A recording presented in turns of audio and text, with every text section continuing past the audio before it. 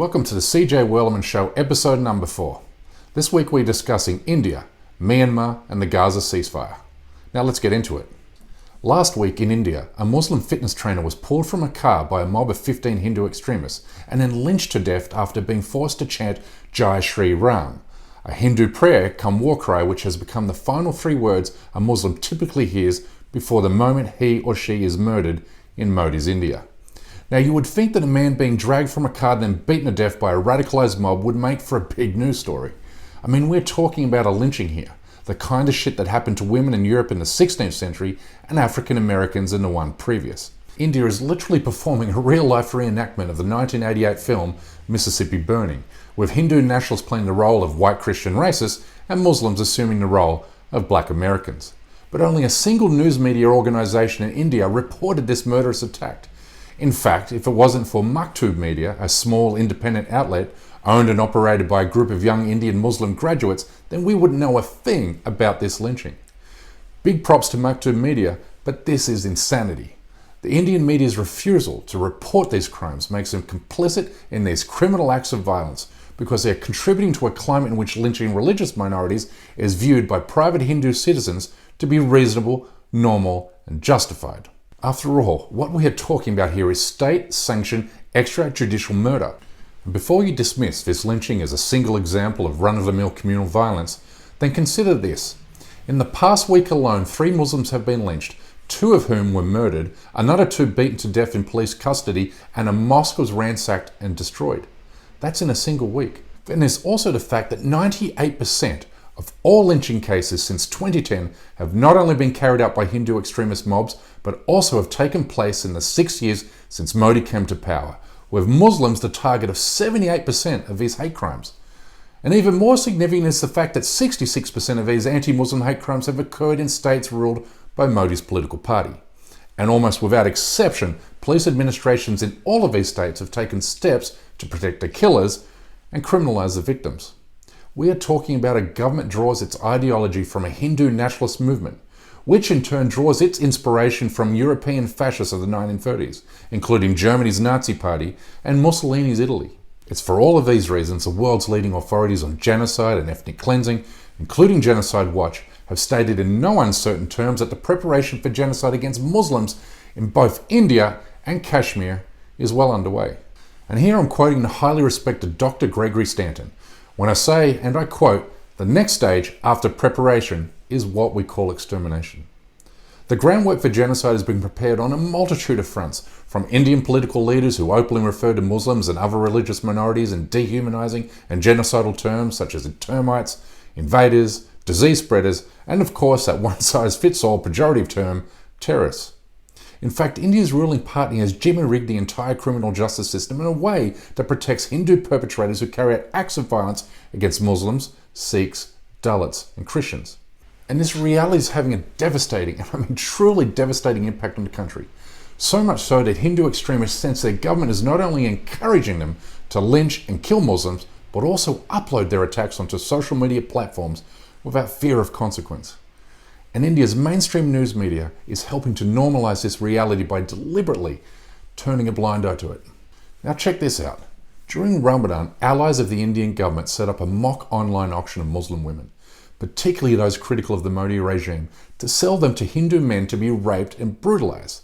The site mocked Muslim men as being sexually inferior to Hindus and smeared Muslim women as willing sex slaves longing for Hindu men. Look, I know what you're thinking. One website, one online auction. It amounts to little more than your typical online troll stuff. But you'd be wrong.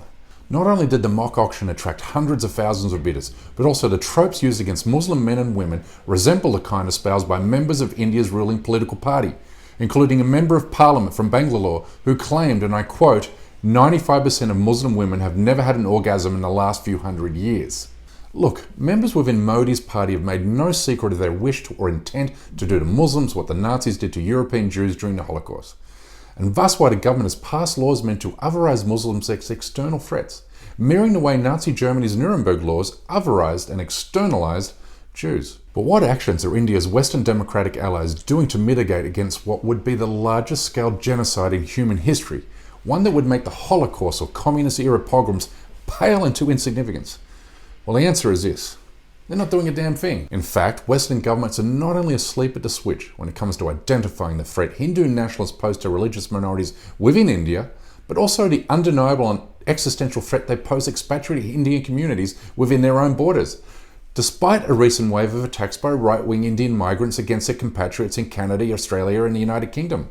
So blind to this threat, the Biden administration unwittingly gave nearly $1 million in COVID relief to 5 organisations that have ties to militant Hindu organisations, including one that was even identified by the CIA as exactly that, a militant religious organisation. One can only imagine the uproar had the US government handed even a single cent to the Islamic equivalent of these organisations, including, say, Hamas or Hezbollah. Fox News would be screaming blue bloody murder, Republicans would be demanding the impeachment of President Biden. I mean, it's not as though these countries are blind to religious extremist groups, given they have banned Muslim migrants and even frozen the bank accounts of Muslims who have ties to militant Islamic organisations.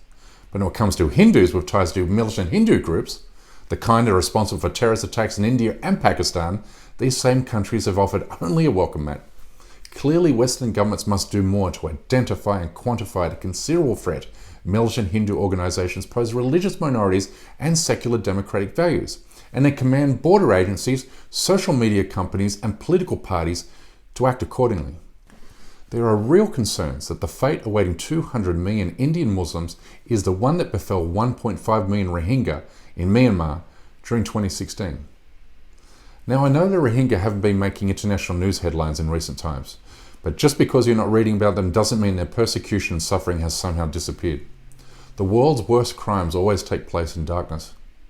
Today, roughly 1 million Rohingya Muslims remain homeless and stateless in squalid refugee camps along the Myanmar-Bangladesh border, while another 200,000 remain trapped in small villages and townships throughout Rakhine State, or what the chairman of a local Rohingya welfare committee described to me recently as a genocide zone. Since the beginning of the year, hundreds, but more likely thousands of Rohingya have drowned while attempting to cross the Bay of Bengal aboard rickety boats while trying to reach refuge in Thailand, Malaysia and Indonesia. Their plight has now been made materially worse by the Indian government's criminal mishandling of the COVID-19 pandemic, which has spread the virus into Bangladesh and now into Rohingya refugee camps, which recently recorded the highest number of new infections in a single day. This is a people who can't catch a break, and the recent overthrow of Myanmar's democratically elected government by the Burmese military, the same party responsible for the murder of 24,000 Rohingya Muslims and the rape of another 18,000 in 2017. The international community turned its back to the violence then, and is doing exactly that today as the military murders and imprisons pro-democracy protesters throughout the country. The international community has stubbornly resisted any serious attempt to provide security, comfort, and a long-term solution to those trapped on the border of Bangladesh and with Rakhine State. This inaction must now end. Now I want to finish this weekly roundup with a brief comment on the Gaza ceasefire.